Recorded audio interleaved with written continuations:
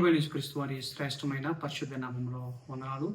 ఈరోజు వాక్య ధ్యానం నిమిత్తము ఇర్మియా గ్రంథము 1వ అధ్యాయము 5వ వచనంలో 3వ భాగాన్ని మనం చూద్దాం. ఇర్మియా గ్రంథం 1వ అధ్యాయము 5వ వచనంలో ఉన్న 3వ భాగము.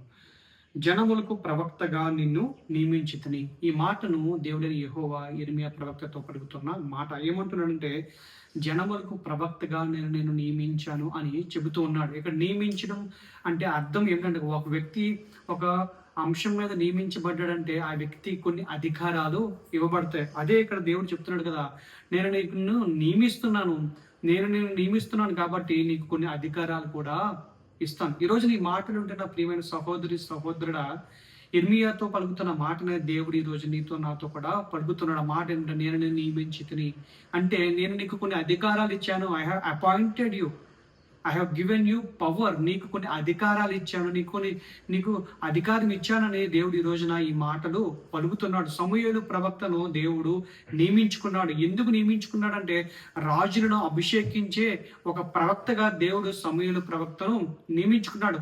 అపోస్తలుడైన పౌలు గారిని దేవుడు నియమించుకున్నాడు. ఎందుకు నియమించుకున్నాడంటే, అతని మాటలో ఒక అధికారం ఉంది. అతను అంటే అన్యజనులకు సువార్తను చెబుతున్నప్పుడు ఎంతో మంది ప్రభు వైపు తిరిగారు.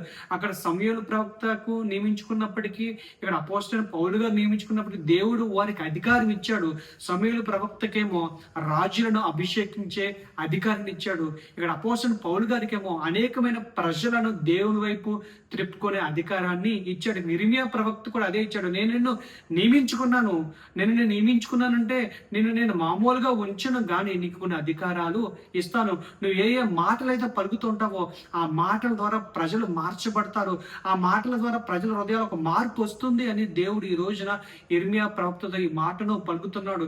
ఇర్మియా ప్రవక్తతో పలికిన మాటలే దేవుడు ఈ రోజు నీతో నాతో కూడా పలుకుతున్నాడు. నీకు నాకు కూడా నియమించుకున్నాడంటే నీకు నాకు కూడా కొన్ని అధికారాలు ఇచ్చాడు. ఈ లోకంలో ముఖ్యమంత్రి కొన్ని అధికారాలు ఉంటాయి, ప్రధానమంత్రి గారు కొన్ని అధికారాలు ఉంటాయి, ఎమ్మెల్యే ఎంపీలకు కొన్ని అధికారాలు ఉంటాయి. కానీ ఆ అధికారాల శాశ్వతం కాదు. కానీ దేవుడు నిన్ను నన్ను నియమించుకున్నాడంటే మనకు ఒక శాశ్వతమైన అధికారాలు ఇస్తాడు. ఆయన బిడ్డగా మనల్ని చేసుకుంటాడు. ఆయన వారసుడిగా మనల్ని చేసుకుని ఒక అధికారాన్ని ఇస్తాడు. మనము ఆయన వారసులుగా పిలవబడుతున్నప్పుడు, ఆయన బిడ్డలుగా పిలవబడుతున్నప్పుడు మనకున్న అధికారాలు ఏంటంటే, పాపాన్ని జయించే అధికారాన్ని దేవుడు ఇచ్చాడు. నేత్రాశ, శరీరాశ, జీవగుడాపమును జయించే అధికారం మనకి ఇచ్చాడు. లోకాశం నుంచి వేరుపరిచే ఒక అధికారాన్ని మనకి ఇచ్చాడు. ఈ రోజున నియమించబడిన నీవు నేను ఆ అధికారాన్ని ఏ విధంగా వాడుకుంటున్నామో, ఆ అధికారాన్ని కలిగి ఉండి కూడా ఇంకా పాపంలో జీవిస్తూ ఉన్నట్లయితే ఖచ్చితంగా దేవుడు ఈ రోజు చెప్తున్నాడు కదా, నేను నియమించుకున్నాడు కాబట్టి నీవు పాపాన్ని జయించే అధికారాన్ని కలిగి ఉండాలి. నేను నియమించుకున్నాను కాబట్టి లోకాన్ని జయించే అధికారాన్ని కలిగి ఉండాలి.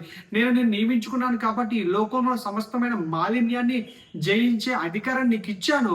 ఆ అధికారాన్ని నువ్వు సద్వినియోగం చేసుకొని దేవుడు ఈ రోజున ఈ మాటలు మన ముందు పెడుతున్నాడు. కాబట్టి నియమించబడిన నీవు నేను అధికారాన్ని ఏ విధంగా వాడుకుంటున్నామో గుర్తెరిగి అధికారాన్ని సద్వినియోగం చేసుకుందాం, పాపాన్ని జయిద్దాం.